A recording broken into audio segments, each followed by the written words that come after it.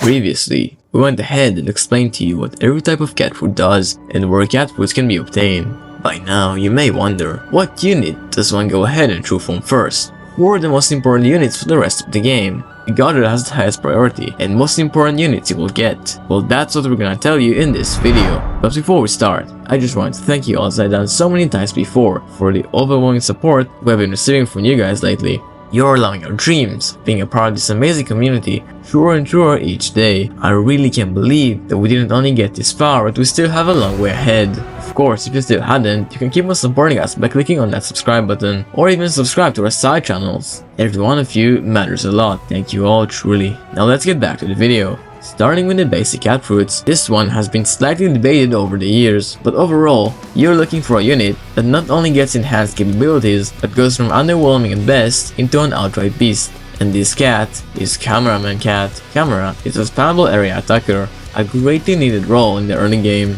He's strong as floating, which is one of, if not the most common trait in the game, especially early on, and he's a rare cat, meaning it shouldn't be too hard to obtain, even with less than ideal luck. While Ramen, Cyborg, and Catasaurus are also amazing choices that should be obtained as soon as possible, most of these units are quite usable in their evolved forms, therefore they are the highest priority, unlike Cameraman, who is basically completely in a evolved form. Your next rare cat that you should true form would be Sanzo, who is a floating debuffer that pairs exceptionally well with Cameraman Cat, and likewise is basically useless in his evolved form. After those two, you can move on to getting Ramen, Cyborg Catasaurus, and Corrupted Psycho Cat whenever you feel them necessary. Other good options include Shigong for outbreaks and Thaumatrods for some manic stages. There used to be picks such as Elemental Duelist Cat, but he has been one of the lowest priority true forms as of version 11.5, and I'm sure you can all guess why. As for super rares, you should probably get Pizza Cat first to help from XP stages, followed by Seafarer for Into the Future, Can after Into the Future for its broken talents, Native Liberty for Cats of the Cosmos, Cyberpunk for nearly universal CC, and Octopus for its amazing wave blocker ability. Housewife is an amazing choice too, due to her Savage Blow talent, one of the best super rare talents in the whole game. Do note that you will need to beat Into the Future Chapter 3 to unlock talents though. Cyberpunk undoubtedly gets the biggest change out of super rares I mentioned here, but it's not the highest priority in my opinion, due to it being a fairly boring unit to use. If you're looking to rush the game and take 6 to 7 minutes in every stage, you should probably go for it first. And finally, we have Ubers. Due to Battle Cats being a gacha game, everyone except for endgame hoarders who don't even need this guide have vastly different Ubers. Therefore, if you still need advice, you can always join a Discord server. We have an event going on and you might be able to win some cool prizes, including Discord Nitro. The link will be in the description down below. Moving on, Epic Seeds. Most of the units to require them are Ubers, specifically Almighties. Amaterasu and Ganshia, however, benefit greatly from their true forms due to unlocking talents and getting great buffs. While other Ubers like Aphrodite, Burly Gas Stat Boost, other good usages for your Epic Seeds involve Belly Dancer for talents and Neo Cutter Cat for general improvements, as well as the expensive last boss to unlock his talents.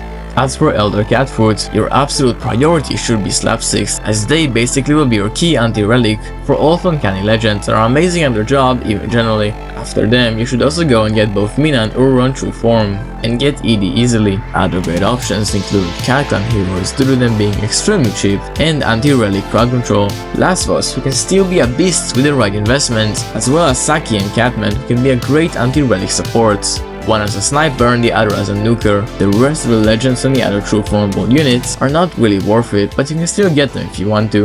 As for Aku cat fruits, all of the evolvable cats are either limited gacha cats or Ubers, except for Fian Cat, who gains the ability to knock back Akus along with Target Angel and Resist as talents, which are great picks. Great anti-Aku Ubers include Satoru, Lilin, Lucifer, Heavyjack, some seasonal Uber variants like Aquabuster Saki, Yami for his range wave blocker, and Amasuka for his increased DPS potential.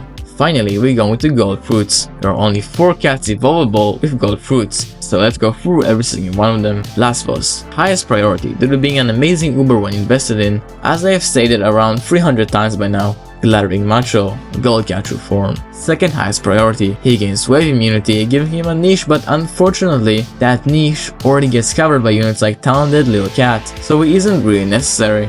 Gold Brick is similar, being a meat shield against toxic immunity and a health boost when true form, which is quite nice. However, his fatal flaw is that he is only usable against floating enemies, falling short on mixed stages. Even with this resist, still needs the boost to hold his ground against floating. This guy was basically made to counter Gobble and he chose, but toxic immunity is still nice, I guess. Cat God, Joke True form, adds 1% more HP and double bounty. Not much else to say about this one.